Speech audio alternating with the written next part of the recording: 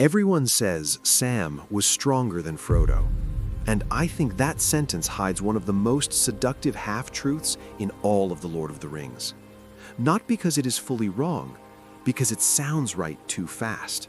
That is what makes it dangerous. Be honest with yourself for a second. If someone asked you which hobbit you would trust more with the fate of Middle-earth, your heart would probably answer before your mind did. Sam. Of course Sam. He is warmer, steadier, more practical, more obviously loyal. When Frodo weakens, Sam keeps moving. When Frodo falls, Sam lifts him. When the road becomes uglier, Sam somehow becomes easier to love. So people say it constantly. Sam was the real hero. Sam was stronger. Sam should have been the ring bearer. And I know what some of you are already thinking. But Sam actually carried the ring. Yes, he did. But Sam gave it back. Yes, he did. But Tolkien clearly loved Sam. Absolutely. None of that is the problem. The problem is that all of those things can be true and still not prove what people think they prove. Because the question is not whether Sam was brave enough to touch the ring. It is not whether Sam was noble enough to resist it for an hour. It is not even whether Sam was in some moral sense the healthier hobbit. The real question is harder. Which soul was fitted for that burden?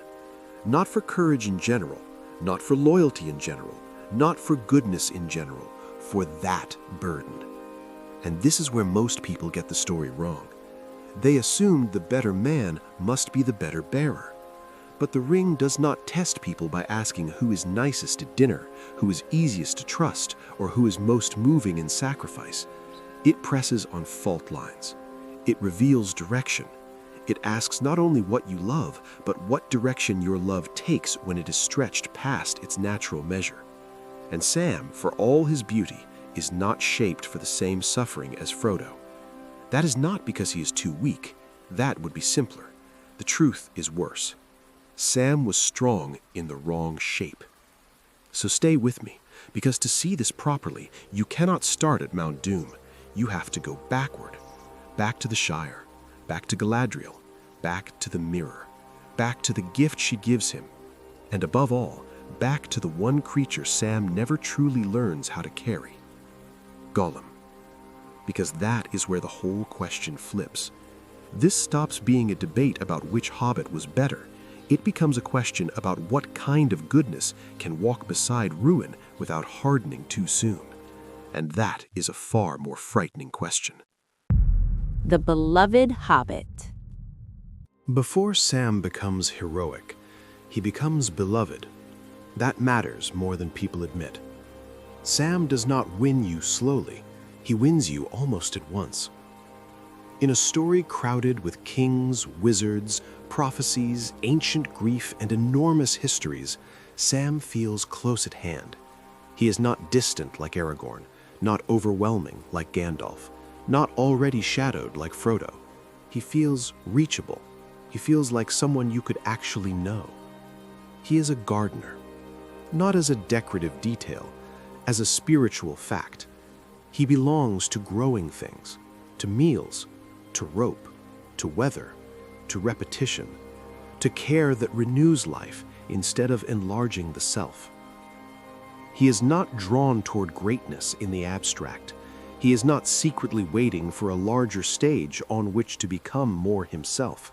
He feels safe because he is ordered toward what is near. And that is why readers rush toward him. Not because they are naive, because Sam embodies a kind of goodness people trust instinctively, loyal, practical, affectionate, unpretentious looking. He feels like the person you want beside you when things go wrong. And most of the time, that instinct is right. Sam is the person you want beside you. But this is where you need to be careful. The person you want beside you is not always the same thing as the person called to bear the central wound.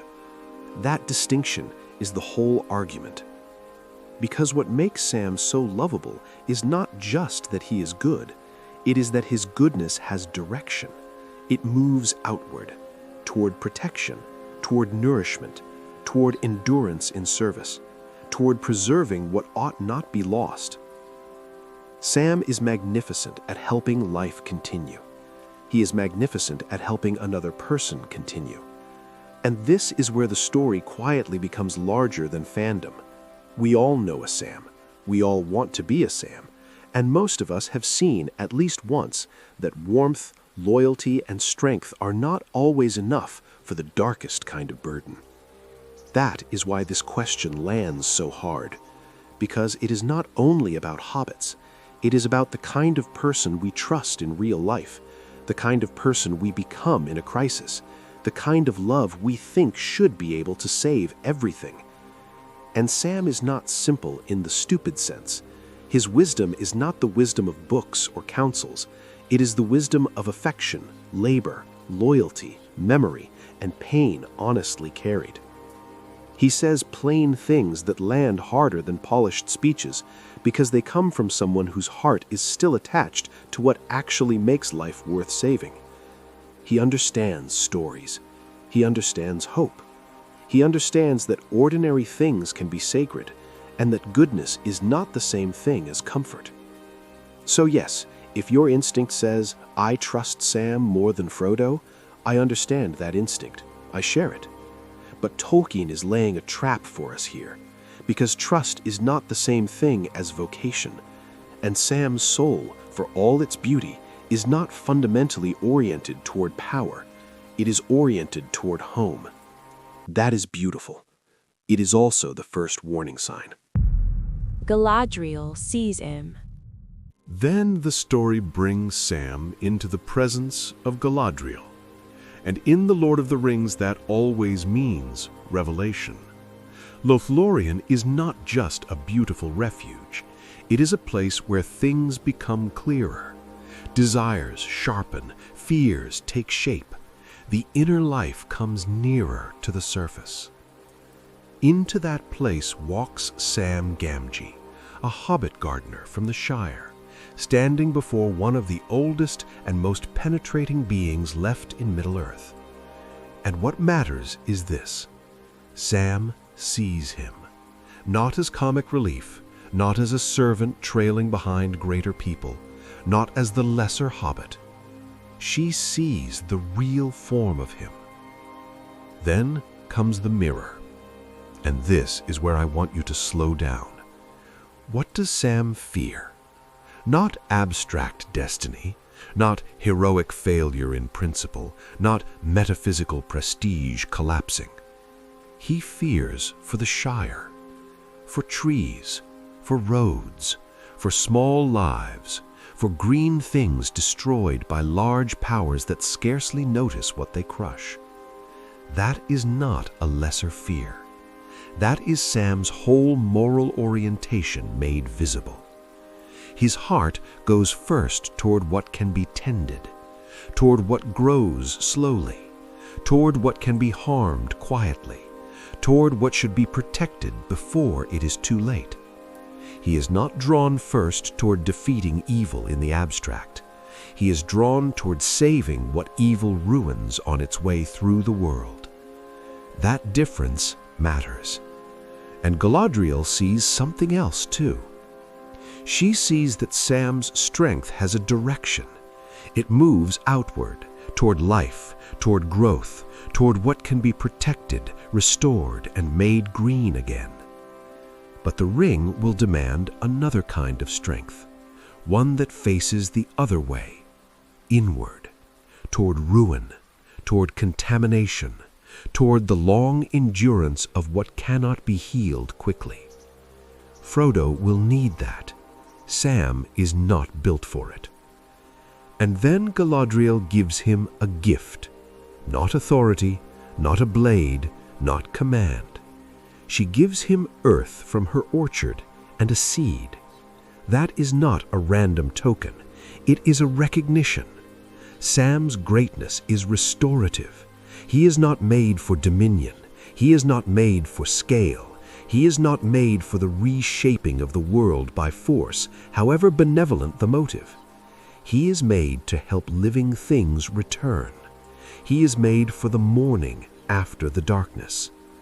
And that is precisely why the ring will tempt him in the way it does, not by speaking against his nature, by speaking through it. And before some of you say, doesn't this just prove Sam is purer? Not exactly. It proves he is more purely ordered toward one kind of good. That is not yet the same thing as being fitted for the whole burden. Sam takes the ring. Then comes the moment people always cite as final proof. Shelob. Darkness. Frodo seemingly dead. No rescue coming. No wisdom descending from above. Only one terrified hobbit, one broken quest, and the worst object in Middle-earth. So Sam takes the ring. Of course he does. There is nothing trivial about that act. It is one of the bravest decisions in the entire story. Love, terror, grief, and duty converge and force him into an impossible choice. And for a brief interval, Sam Gamgee becomes the ring-bearer. That is real. It matters. It must never be minimized. But it also does not prove the conclusion many people want, because a great hour is not the same as a whole burden. The ring does not fail to understand Sam. On the contrary, it understands him with terrible precision. And Tolkien's genius here is merciless. The ring does not tempt Sam with a crown of iron, a black throne, or theatrical evil. That would be too crude. Sam would reject it instantly. Instead, it offers him himself, enlarged, sanctified, and made absolute. Samwise the Strong, a healer of desolation, a remaker of wasteland, a gardener vast enough to set every broken place right. Mordor turned into a garden, waste corrected, scarcity ended, life restored by one righteous will powerful enough to force the world back into bloom. That is one of the most revealing temptations in the whole legendarium, because it shows how evil enters decent souls, not always by opposing their love, often by inflating it.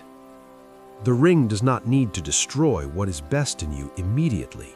It only needs to make that goodness impatient with freedom.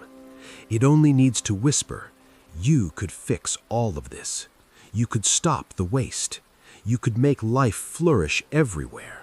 Why leave anything broken if you have the strength to mend it? That is how domination begins in a good person. Not with hatred, with healing that no longer tolerates limits. And Sam resists, beautifully. He resists because he is humble, because he loves Frodo more than visions of greatness, because at the deepest level of his being, he knows that one real garden freely tended is better than a whole world improved by force. That is not a small thing. It is one of the purest victories over temptation in the story. But do not answer too fast, because Sam bears the ring in emergency, under immediate necessity, with his heart still wholly oriented toward Frodo. The burden has not yet had time to become his interior climate. That difference is everything. A moment of heroic resistance is not the same as months of interior erosion. Touching the burden is not the same as being shaped by it day after day. And Tolkien wants us to feel that difference very sharply. The other strength. What Frodo does is stranger than heroism. That is one reason modern readers often underrate him. Heroism, as we usually imagine it, is active, striking, lifting, choosing, enduring visibly, doing the next hard thing. Sam is magnificent at that kind of greatness.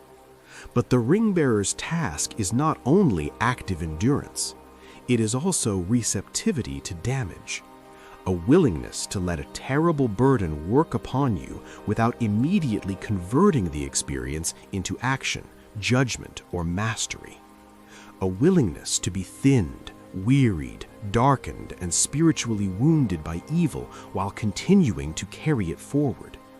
That is hideous work. It does not look triumphant.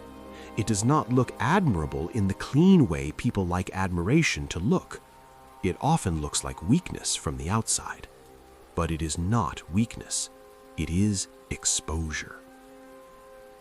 Frodo is capable of a kind of sustained exposure Sam does not possess in the same form. He can bear contamination longer. He can remain near dread longer. He can continue when the burden has ceased to feel noble and has become merely invasive, exhausting, and interior. That does not make him stronger in every sense. It makes him fitted to a specific form of sacrifice. Sam's love naturally moves into action. Frodo's love, by the end, is forced into something almost priestly, a carrying of evil that wounds the carrier even when he does not do anything outwardly impressive with it. That distinction matters because many readers make the mistake of treating Frodo as a failed active hero rather than a successful passive sufferer. But the story is not asking him to be the former. It is asking him to be the latter for as long as any created being could be. And that is why the comparison with Sam must be handled carefully. Sam is stronger as helper. Frodo is stronger as vessel. Sam is stronger in motion. Frodo is stronger in exposure. Sam is stronger in service. Frodo is stronger in bearing the curse. Once you see that, the old debate begins to look too blunt for the story Tolkien actually wrote.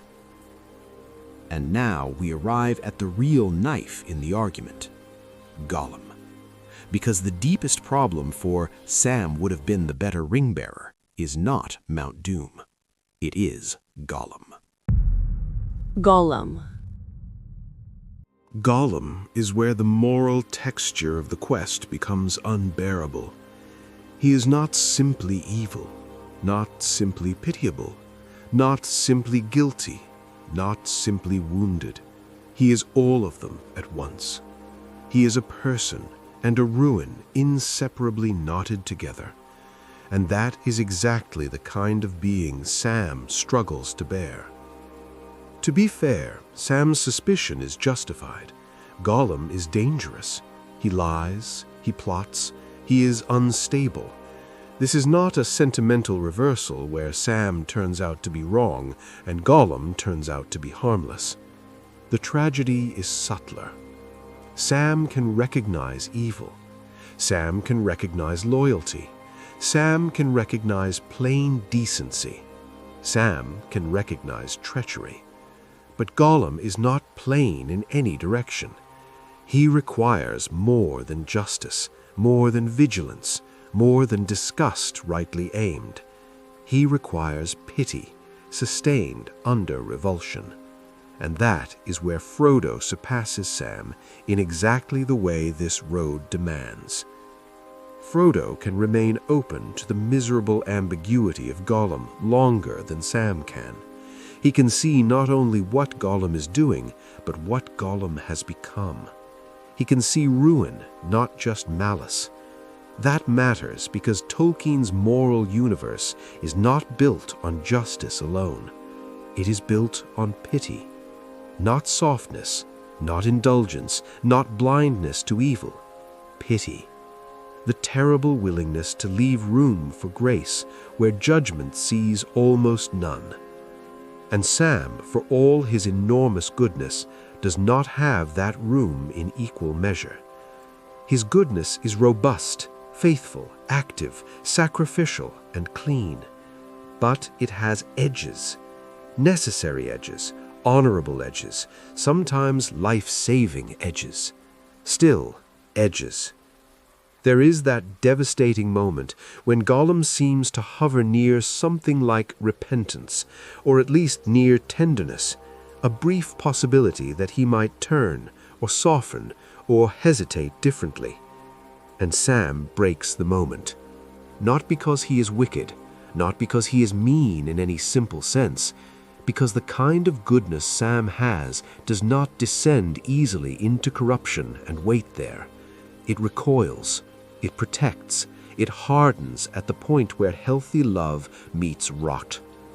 That is why the line matters so much. Sam can carry Frodo. He cannot carry Gollum. He can carry innocence under pressure.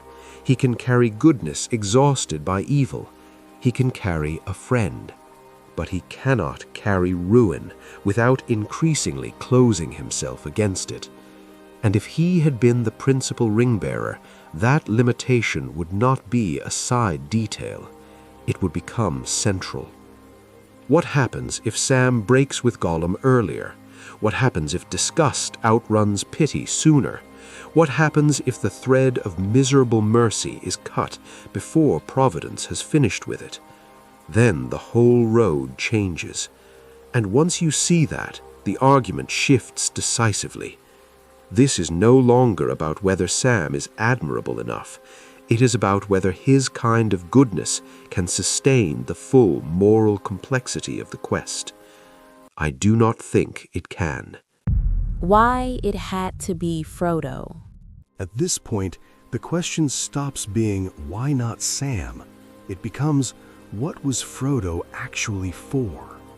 And the answer is more painful than many readers want. Frodo is not merely the smaller hero standing beside the bigger-hearted companion. Frodo is the one chosen to undergo a form of suffering that cannot be shared equally. That is why he often looks diminished rather than triumphant. He is being hollowed, and the hollowing is not evidence against his fitness. It is evidence of it. Frodo can stay near Gollum longer. Frodo can endure the ring's interior assault longer. Frodo can keep pity alive where healthier instincts would begin to close. Frodo can continue carrying a burden that has stopped feeling meaningful and has become sheer corrosion. That is not glamorous strength, but it is strength.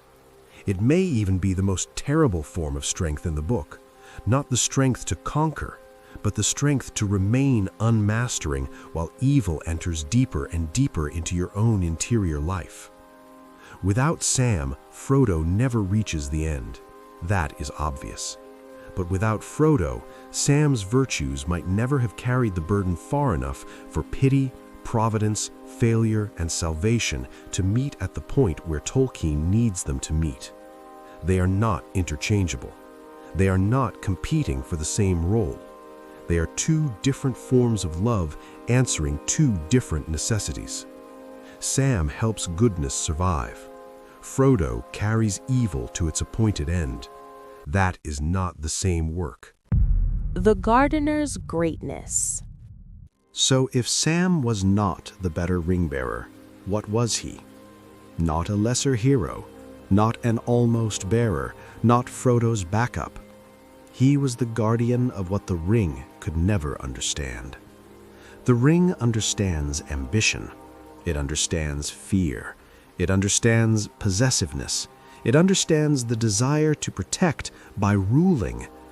What it does not understand is the deep, homely, stubborn love of a free and ordinary world. That is Sam. That is why the Shire never stops being his compass. That is why Galadriel gives him earth. That is why even temptation reaches him through gardens. That is why, after horror, his heart still turns not toward scale, but toward home. Sam is not the soul appointed to master the central wound. He is the soul appointed to remember why the wound must be borne at all. He carries food, memory, affection, plain speech, and the almost ridiculous persistence of ordinary love into a place that exists to make all those things feel small. And because he carries them there, they do not become small. That is his greatness. He is not the answer to the ring-bearer. He is the answer to despair, and that may be even rarer.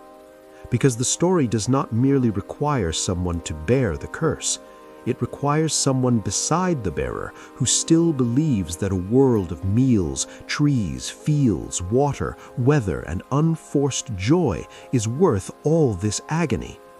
That is Sam's office in the story. Not to replace Frodo, to keep the meaning of Frodo's suffering from disappearing. So no, Tolkien is not humiliating Sam by refusing him the central burden. He is honoring him more precisely. Sam is the one through whom Middle-earth remains lovable after we have seen how much it costs to save. He is the one who can return from Mordor and still choose growth over control. That matters. Because after touching such horror, many souls would want power, certainty, supervision, guarantees. Sam wants a garden. Not because he is small, because he is sane. Because he knows that a healed world must remain free enough to grow. And there, finally, is the deepest answer. Sam is not lesser than Frodo. He is less suited to one specific kind of martyrdom and more suited to another kind of holiness entirely. Frodo bears what wounds the soul. Sam preserves what makes the soul worth wounding for. You need both. Tolkien knows you need both. That is why he gives you both. The shape of love. So no, Sam was not a better ring-bearer than Frodo. He was something rarer. He was the friend who walked beside the bearer into hell, carried him when he fell, and still had enough soul left afterward to make the world green again. That is not the same as being the bearer. In some ways, it is harder, because it means loving someone through a burden you cannot take from them. And maybe that is why Sam could carry Frodo, but never Gollum. Some ruins require a love that descends into them. Sam's love was too healthy for that. It wanted to heal, not to descend. Frodo could descend, and it nearly destroyed him. Sam could not. And that is why he could save what Frodo could not keep. That is not a hierarchy. That is not one hobbit being better than the other. That is just the shape of love in a broken world.